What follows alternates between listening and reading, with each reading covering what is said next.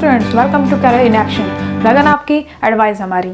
चलिए फिर शुरू करते हैं। आज एक अलग वीडियो है जो बहुत ही इंटरेस्टिंग है, आपको बहुत अच्छा लगेगा, बहुत मज़ा आएगा। चलिए फिर देखते हैं। बहुत ही इंपॉर्टेंट है आपको समझने में, क्योंकि आज हम बात करेंगे यूएस इलेक्शन की। ओके, यूएस इलेक्शन का प्रोसेस क्या है, कैसे होता है, कैसे चुनाव होता है। ओके, ये बात करेंगे और आखिर वहाँ पे वो इलेक्शन चल रहे हैं। तो चलिए फिर देखते हैं। तो ये मुद्दा जो है बहुत इंपॉर्टेंट हो जाता है। तो मैं शिल्पा सरोज आज आपको यूएस से लेके चलेंगे और यूएस से किस तरह कराएंगे, यूएस के बारे में देखेंगे कि इलेक्शन कैसे होता है। चलिए फिर आगे बढ़ते हैं। सबसे पहला तो आप ये देखिए कि यूएस प्रेसिडेंशियल इलेक्शन। ओके, सबसे पहला ये है कि हम इलेक्शन की बात करेंगे। जैसे हमारा देखते हैं कि भारत में आप देखेंगे कि 2 हाउस हैं। ओके, लोकसभा और राज्यसभा। उसी तरीके से यहाँ भी 2 हाउस है। ठीक है, पहला आपका जो हाउस है उसका नाम है house of representatives. Okay, and second one is upper house, that is the senate. Okay, जो हाउस ऑफ रिप्रेजेंटेटिव्स है उसको बोलते हैं लोअर हाउस। जैसे कि हमारे यहाँ लोअर हाउस किसको बोलते हैं, लोकसभा को, और अपर हाउस राज्यसभा को बोलते हैं। तो यहाँ पे द सीनेट बोलते हैं। ओके, तो यहाँ पे जो द सीनेट है, यानी कि जो सीनेट है वो काफ़ी पावरफुल है।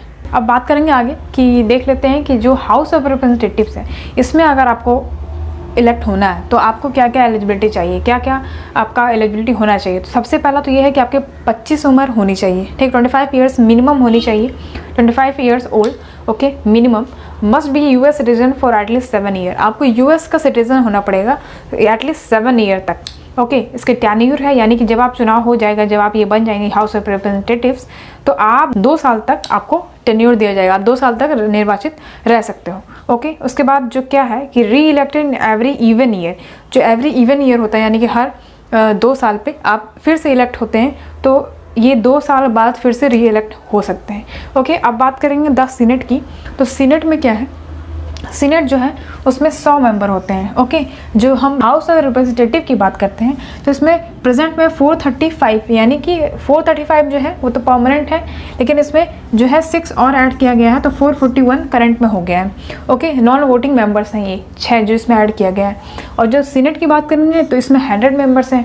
ओके, इसमें कम मेंबर्स हैं, जैसे कि हमारे यहाँ राज्यसभा में देखते हैं, राज्यसभा में कम मेंबर हैं, लोकसभा में ज़्यादा है। ओके, तो उस तरीके से 10 सीनेट में 100 मेंबर्स हैं। ओके, तो ये ज़्यादा मोर पावरफुल सीनेट है। तो इसमें देखेंगे 30 साल की उम्र होनी चाहिए आपकी minimum. Okay, citizen of US for 9 year. US के सिटीजन आपको होना चाहिए 9 साल तक, आपको आप यूएस के सिटीजन होने चाहिए, यानी कि 9 साल तक रहे हों वहाँ पे, ये चीज़ है। और कितने साल का टर्म है ये, 6 साल का टर्म है। अगर आप सीनेट बनते हो तो 6 साल तक आप सीनेट रहोगे। Okay, 1/3 of total membership of senate is elected every 2 years. तो ये यहाँ पे इंपॉर्टेंट है। यहाँ पे ये कह रहा है कि जो 1/3 ऑफ टोटल मेंबरशिप है, यानी कि जो सीनेट की टोटल, यानी 100 जो है, 100 में से 1/3 जो है ना, 1/3 जो है वो हर दूसरे साल इलेक्ट होती हैं।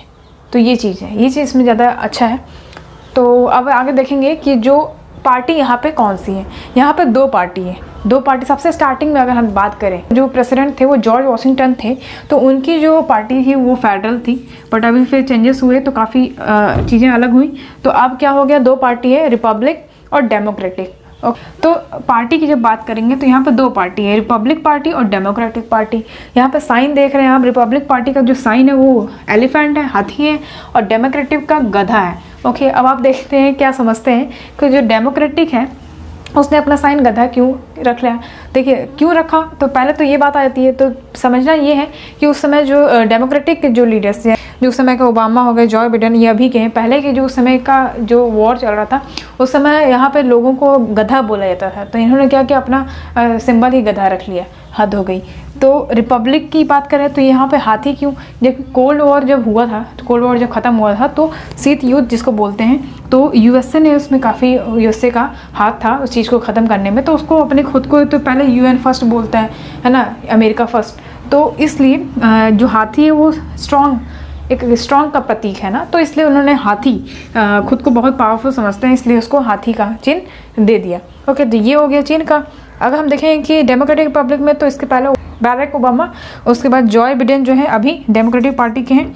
और रिपब्लिक की बात करें तो अब्राहम लिंकन थे। Next one is Trump, Donald Trump, Melania Trump. तो ये सारे जो है रिपब्लिक पार्टी के हैं।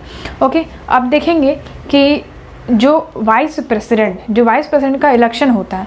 ओके, तो ये आप सोच रहे हैं कि ये बॉडी का क्या काम है, तो इन्हीं से निर्वाचित होते हैं। कैसे, अब देखेंगे। तो पहला तो ये जान लीजिए कि जो प्रेसिडेंट का इलेक्शन का बात होती है कि प्रेसिडेंट का इलेक्शन होगा, जो प्रेसिडेंट का इलेक्शन होता है वो हर 4 साल बाद होता है, ओके, एवरी 4 ईयर्स, ओके।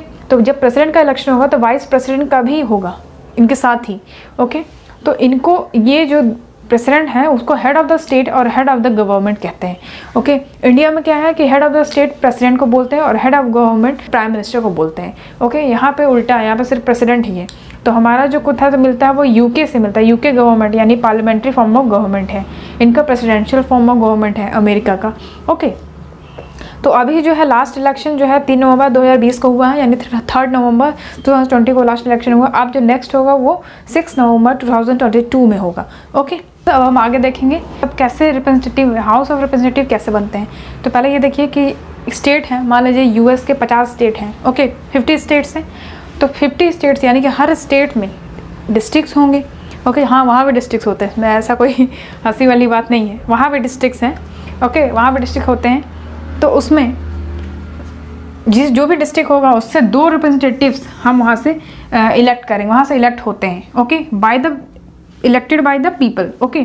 जो 2 रिप्रेजेंटेटिव्स हैं वहाँ से इलेक्टेड बाय द पीपल, यहाँ पीपल्स के द्वारा इलेक्ट होते हैं, ओके। तो इस तरीके से ये क्या हुआ, डायरेक्ट इलेक्शन, ओके, ये डायरेक्ट इलेक्शन हो गया। लेकिन अगर हम प्रेसिडेंट की बात करें, प्रेसिडेंट की, तो ये जो है आपका इनडायरेक्ट इलेक्शन है, ओके। ये पीपल्स के द्वारा नहीं होता, जो पीपल्स के द्वारा वोट किए गए रिप्रेजेंटेटिव्स होते हैं या इलेक्टोरल्स होते हैं उनके द्वारा इलेक्ट किए जाते हैं प्रेसिडेंट को, ओके। तो ये हो गया, चीज़ें यहाँ समझिए कि ये क्या हुआ कि यहाँ पर जो 2 रिप्रेजेंटेटिव्स होते हैं, जो 2 रिप्रेजेंटेटिव हैं वो वॉट एवर द पॉपुलेशन, लेकिन 2 रिप्रेजेंटेटिव चूज़ करने हैं एक डिस्ट्रिक्ट से, यानी हर डिस्ट्रिक्ट से आप 2 रिप्रेजेंटेटिव होंगे, चाहे कितनी भी पॉपुलेशन हो या पॉपुलेशन ज़्यादा हो या कम हो। जैसे मान लीजिए कैलिफोर्निया का एग्जांपल लेते हैं, कैलिफोर्निया ये सबसे ज़्यादा मोस्ट पॉपुलस स्टेट है, ओके, यूएसए का। तो मान लीजिए कि इसमें 50 डिस्ट्रिक्ट हैं, मान लीजिए यहाँ पे 50 डिस्ट्रिक्ट हैं, तो 50 रिप्रेजेंटेटिव हुए, है ना, एक एक रिप्रेजेंटेटिव मिलेंगे, एक रिप्रेजेंटेटिव को वोट मिलेगा, ओके। तो इसी तरीके से अगर हम बात करें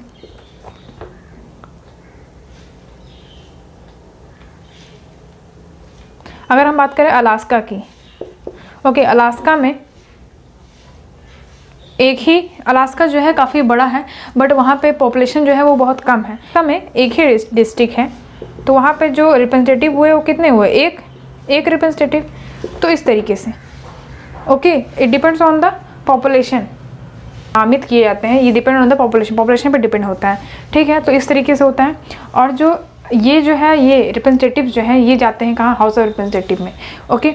और द सीनेट, अगर हम सीनेट की बात करते हैं तो ये जो दोनों ही हैं वो इसी मेथड से होके जाते हैं और डिपेंड करता है कि आप दोनों ही हाउस में जा सकते हो।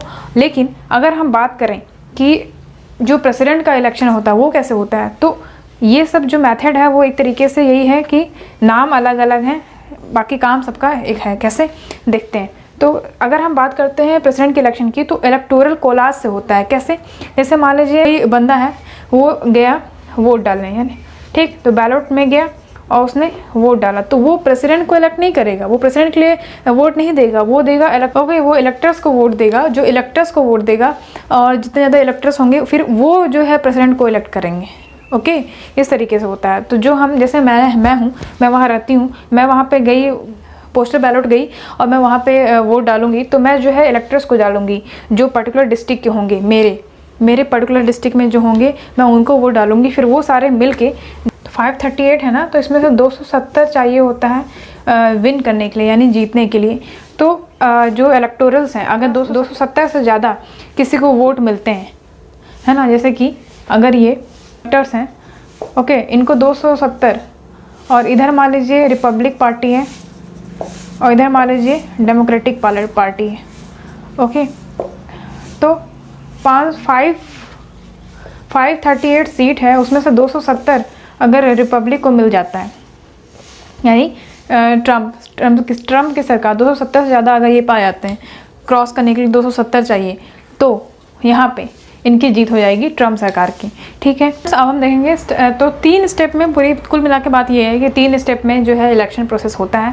पहला स्टेप ये है कि प्राइमरीज एंड काउकेसस में क्या होता है कि प्राइमरीज में क्या होता है। तो सबसे पहले ये जान लीजिए कि जो प्राइमरीज है, और कॉकेसस है, ठीक है। इसका मतलब ये होता है कि पहले हम प्राइमरीज देखते हैं। जो पार्टी के मेंबर होते हैं वो चाहते हैं कि जनरल इलेक्शन में जिसको रिप्रेजेंट करना चाहते हैं उसको वो लोग वोट देते हैं, तो ये प्राइमरीज में होता है सबसे पहला चीज़। कॉकेसस मतलब ऐसा समझिए कि एक तरीके का कैंपिंग होता है, प्रचार होता है कि जैसे मान लीजिए हमने एक कन्वेंशन चलाया, हमने कैंपेन चलाया कि हाँ भाई हमें वहाँ पर मीटिंग होगी इतने बजे और वहाँ पर सारे लोग मौजूद होंगे, और जो लोग जिसको सपोर्ट करना चाहते हैं यानी कि यानी कि जो बाइडेन हो गए या डोनाल्ड ट्रंप हो गए, तो उनकी अगर सपोर्ट करनी है तो वो उनका सपोर्ट कर सकते हैं वहाँ पे, है ना। वहाँ पे अपना सपोर्ट मतलब दिखा सकते हैं हाथ ऊपर करके, इस तरह से होता है। दूसरा ये है कि नेशनल कन्वेंशन मतलब कि वहाँ पे जो जैसे ट्रंप और जो बाइडेन की सरकार है, ओके, दोनों ही वहाँ पे प्रेजेंट होंगी, दोनों ही वहाँ मीटिंग होगी, तो एक नेशनल कन्वेंशन होगा जहाँ की दोनों ही पार्टियाँ अपने जो पार्टी है उसको कैंपिंग करेंगे, उसके बारे में वहाँ पे लोग जो इकट्ठा होंगे वो उनका सपोर्ट करेंगे, ऐसे होता है, ओके। उसके बाद यहाँ पे जो है यहाँ पे जो प्रेसिडेंट होते हैं वहाँ पे वाइस प्रेसिडेंट अपना नॉमिनेट करेंगे, हम किसको नॉमिनेट करना चाहते हैं, कौन वाइस प्रेसिडेंट होगा, ये भी चीज़ें वहाँ पे डिक्लेयर होती हैं, ओके। स्टेप 3 में आपका इलेक्टोरल बैलेट होता है, जिसकी मैंने बताया था आपको कि वहाँ पे आप इलेक्टोरल्स को आप रिप्रेजेंट करोगे, वहाँ पे अपना वोट दोगे, और वो जो इलेक्टोरल्स होते हैं वो जो है प्रेसिडेंट को वोट देंगे, ओके। जितने भी प्रेसिडेंट को ज़्यादा वोट मिलेगी वो सारे एक साथ होंगे और फिर वो पार्टी जीत जाएगी। So this is the end of the video. I hope students आपको वीडियो अच्छा लगा होगा, आपको चीज़ें समझ में आई होंगी। तो चलिए फिर स्टूडेंट्स मिलते हैं अगले वीडियो में, तब तक के लिए अपना ध्यान रखिए। Thank you so much for watching.